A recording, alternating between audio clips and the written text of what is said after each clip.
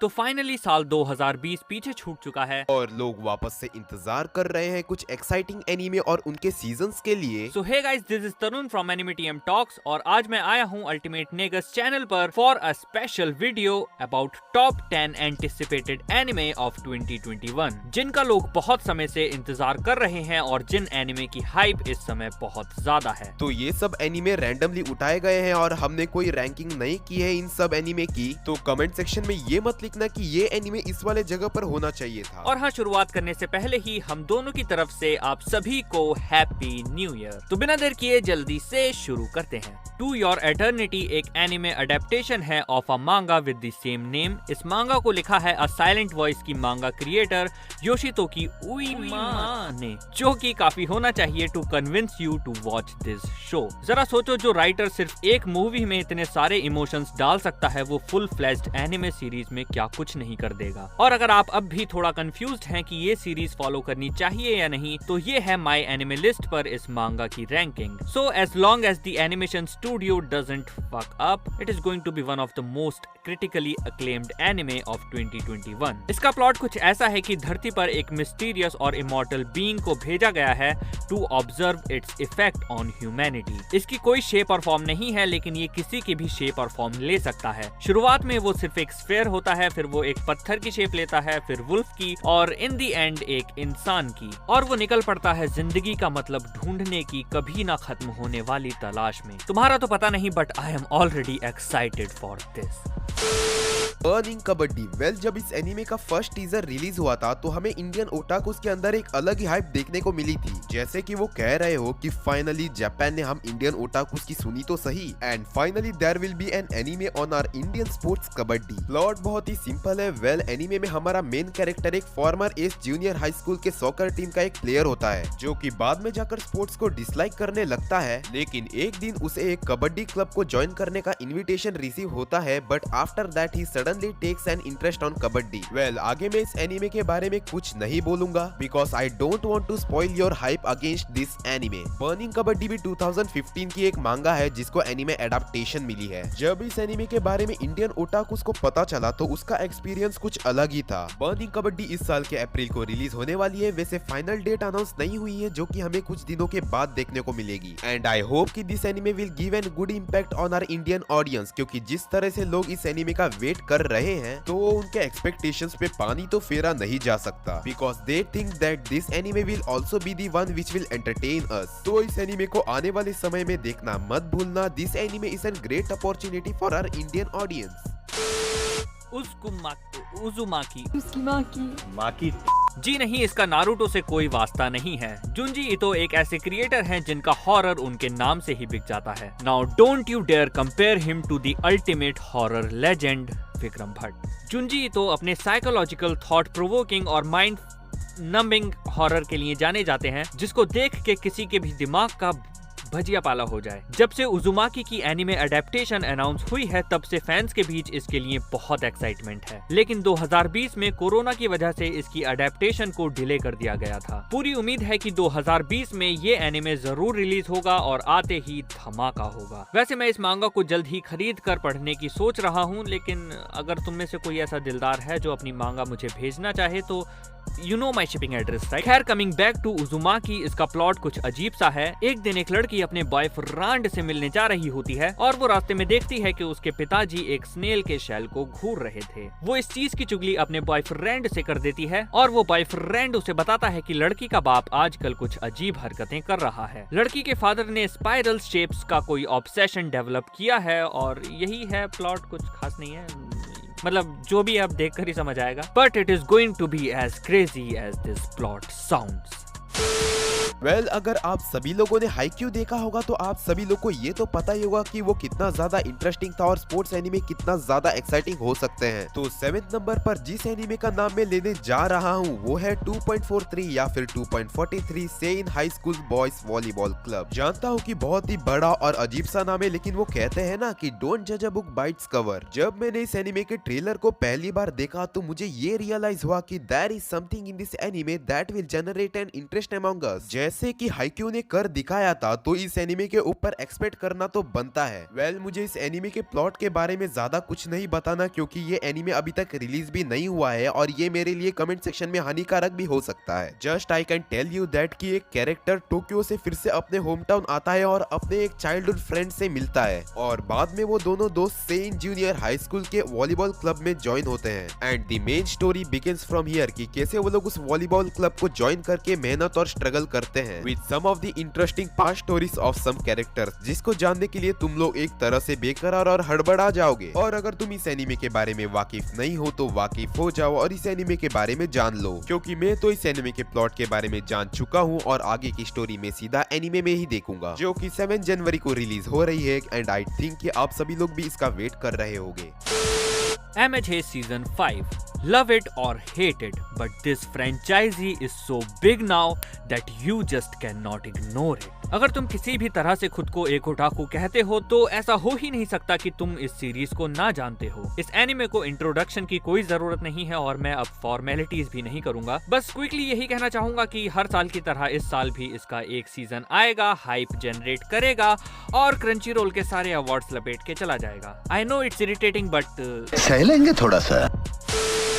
The Rising of the Shield Hero Season 2। इस anime के season 2 का मैं लिटरली 2 सालों से वेट कर रहा हूँ। This anime is one of the most hyped anime of 2019, just like the Promised Neverland। तो इस एनिमे को अगर आपने नहीं देखा है तो मैं इसके प्लॉट को अभी शॉर्ट में आपको समझा देता हूँ। हमारा मेन कैरेक्टर नाओफुमी इवातानी, जो कि एक दिन लाइब्रेरी में बुक्स पढ़ने जाता है और उसको वहाँ पर जाके एक बुक मिलती है जिसका नाम होता है दी 4 कार्डिनल हीरोज, यानी कि दी 4 लेजेंडरी हीरोज। वो उस बुक में ये नोटिस करता है कि बुक आदि ब्लैंक है और उसी समय वो बुक चमकने लग जाती है और नाओफुमी एक दूसरे ही वर्ल्ड में समान हो जाता है, वो भी और 3 लोगों के साथ। क्योंकि बुक का नाम था दी 4 कार्डिनल हीरोज, तो 4 लोगों का होना बहुत ही ज्यादा जरूरी है और इन हीरोज का काम लोगों को वेव से बचाना है, जो कि एक स्पेसिफिक टाइम पर आता है और उस समय वहाँ पर मॉन्स्टर्स आ जाते हैं और लोगों को जान से मार डालते हैं। और हमारे मेन कैरेक्टर को भी बहुत से हेट और हार्डशिप से गुजरना पड़ता है। और सीजन 2 में हम ये देखेंगे कि क्या नाओफुमी उन वेव्स को बंद कर पाएगा बाकी के हीरोज के साथ मिलकर, क्या वो फिर से अपने वर्ल्ड में लौट जाएगा। ये सब हमें सीजन 2 में देखने को मिलेगा और मुझे नहीं पता कि what fucking excited will be the story line this time, क्योंकि जब इसका फर्स्ट सीजन एयरिंग में था तो इसका हर एपिसोड लोगों को हैरान करता जा रहा था और इस बार भी लोग वही चाहते हैं। वैसे सीजन 3 भी अनाउंस हुआ है, पता नहीं वो हमें कब देखने को मिलेगा। सीजन 1 का परफेक्ट रिव्यू मैंने कर रखा है जिसका लिंक नीचे डिस्क्रिप्शन में दिया गया है, तो उसको भी एक बार जरूर देख लेना।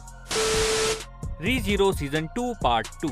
रीज़ीरो मैंने हाल ही में देखा है और अगर तुमको ये सुनकर गुस्सा आ रहा है तो हाँ, ये चीज है गुस्सा करने लायक कि मैंने ये शो पहले क्यों नहीं देखा। It is just so good. अगर तुमने अब तक नहीं देखा है तो मैं एक फ्री की एडवाइस देना चाहूंगा कि ना तो हाइप से बेवकूफ बनना और ना इसकी जनरल अपील से। ये एनिमे स्टार्ट तो होता है एक टिपिकल इसेकाई हारेम फॉर्मेट में और शुरुआत में काफी एपिसोडिक भी लग सकता है, लेकिन it is an anime that matures over the time. बिल्कुल वैसे ही जैसे अटैक ऑन टाइटन एक टिपिकल शोनन फॉर्मेट में शुरू हुआ था, लेकिन सीजन 2 के साथ क्या स्टोरी प्रोग्रेस हुई और इसका सेकंड सीजन भी कुछ उसी लाइन में है। प्लॉट किसी वीडियो गेम जैसा है। मेन कैरेक्टर को एक जादुई दुनिया में भेजा गया है and if he dies he can play once again, लेकिन वो सिर्फ वहीं से कंटिन्यू कर सकता है जहां उसका लास्ट सेव पॉइंट है और अगर वो अपने करंट सेव पॉइंट से खुश नहीं है तो वो उसका कुछ नहीं कर सकता, अनलाइक इरेज्ड। ये एनिमे स्टार्ट होता है एक परियों की कहानी की तरह, लेकिन वो फेरी टेल कब एक नाइटमेयर बन जाती है।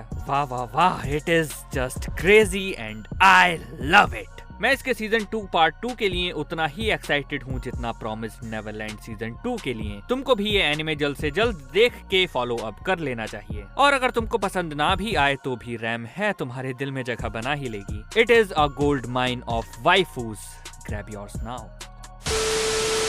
Doctor stone season 2। अगर आप सभी लोगों ने इस एनीमे का सीजन 1 अभी तक नहीं देखा है तो आप सभी लोगों ने अभी तक कुछ नहीं देखा। मजाक कर रहा था। मैंने भी अभी तक इसका सीजन 1 नहीं देखा है, लेकिन वो अभी मेरे लिए ऑनगोइंग है। मैंने 3 से 4 एपिसोड देख डाले हैं एंड आई होप कि जब तक इसका सीजन 2 आएगा, यानी कि जब डॉक्टर स्टोन वॉर्स आएगा, तब तक मेरा इसका सीजन 1 कंप्लीट हो चुका हो।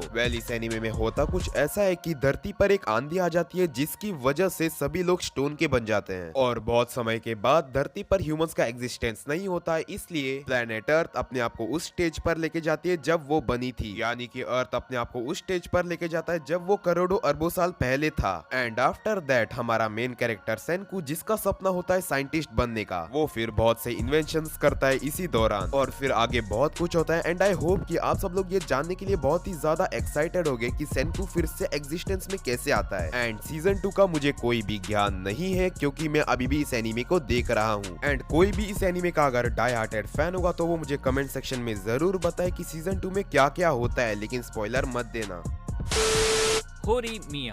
जब भी मुझे ऐसा महसूस होने लगता है कि जनवरी में बहुत सारे अच्छे एनिमे आ रहे हैं and it can not get any better, कहीं से एक और एनिमे निकल आता है जो मेरी एक्साइटमेंट को दुगना कर देता है। ऐसा लगता है जैसे January 2021 alone is going to make up for the 2020 catastrophe in anime industry. अगर आप सोच रहे हैं कि होरी मिया का क्या मतलब होता है, तो उसका कोई मतलब नहीं होता है। होरी और मियामुरा इस सीरीज के दो मेन कैरेक्टर्स का नाम है और उनको मर्ज करके इस टाइटल को बनाया गया है। और इसकी मांगा बहुत पॉपुलर है, लाइक इट इज मैसिव। मतलब सोचो, it is almost as popular as full metal alchemist and a silent voice. और इसको अडेप्ट भी कोई ऐसा वैसा स्टूडियो नहीं कर रहा है, इसके पीछे हाथ है क्लेवर वर्क्स स्टूडियो का, the same studio behind the promised Neverland, darling in the Franks and बनी गर्ल सेनपाई। मुझे उम्मीद है कि जब ये साल एंड होगा तो ये एनिमे सबकी टॉप लिस्ट में होगा। इस एनिमे के प्लॉट में तो कुछ खास नहीं है। ये एनिमे है दो कैरेक्टर्स के बारे में, होरी एंड मियामुरा।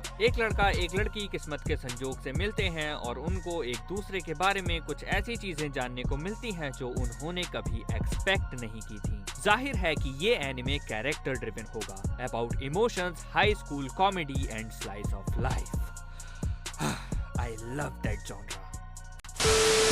तो फर्स्ट नंबर पर जो एनीमे अपनी जगह बनाती है वो है the one and only one, none of the above and my one of the favourite, the promised neverland. जितना ज्यादा मैं रीज़ीरो सीजन 2 पार्ट 2 के लिए एक्साइटेड हूँ, उतना ही ज्यादा मैं दी प्रॉमिस्ड नेवरलैंड के सीजन 2 के लिए भी एक्साइटेड हूँ। अगर आप मेरे चैनल के पहले के व्यूअर या फिर सब्सक्राइबर है तो आपको ये पता ही होगा कि मैं रीज़ीरो का कितना बड़ा फैन हूँ। हालांकि उसमें ना वीडियो बना के मैंने कुछ उखाड़ा नहीं। वेल, अभी हम दी प्रॉमिस्ड नेवरलैंड के बारे में बात कर रहे थे तो उसी पे कंटिन्यू करते हैं। बेसिकली सबसे पहले ये बात करते हैं कि why people love this anime and ये एनीमे इतना फेमस क्यों है। तो बेसिकली इसका मेन रीजन है इसका फर्स्ट एपिसोड। तो कोई भी एनीमे को बिल्ड होने में 6 से 7 एपिसोड तो लग ही जाते हैं, लेकिन दी प्रॉमिस्ड नेवरलैंड उन एनीमे में से है जो कि सारे राज की पोर पट्टी एक ही एपिसोड में खोल देता है। For example the anime like demon slayer and sword art online, जिसको समझने में लोगों को बहुत ही ज्यादा आसानी होती है। वेल, दी प्रॉमिस्ड नेवरलैंड की जितनी भी तारीफ की जाए उतनी कम है। एंड आई डोंट थिंक कि मुझे इस एनीमे का प्लॉट आपको बताने की जरूरत है, क्योंकि कुछ एनीमे ऐसे होते हैं जिनको देखकर ही समझने में भलाई है। मुझे ये कमेंट सेक्शन में जरूर बताना कि आप इस एनीमे के सीजन 2 के बारे में कैसा फील करते हो। दी प्रॉमिस्ड नेवरलैंड सीजन 2 8 जनवरी को रिलीज हो रहा है एंड आई डोंट थिंक कि आप इसको देखना भूलोगे। So that was it for today. I hope आप सब ने ये वीडियो एंजॉय की होगी and thank you so much Ultimate Negus for inviting us on. मतलब खुद की स्क्रिप्ट में ऐसा कौन लिखता है यार। मजाक कर रहा हूँ। दिल से thank you so much for having us here. जो भी एनिमे टीएम के व्यूअर्स इस वीडियो को देख रहे हैं, please subscribe to Ultimate Negus for regular AOT content, क्योंकि हम तो रेगुलर दे नहीं रहे हैं। See you guys in our next video और कोलैब। बाय।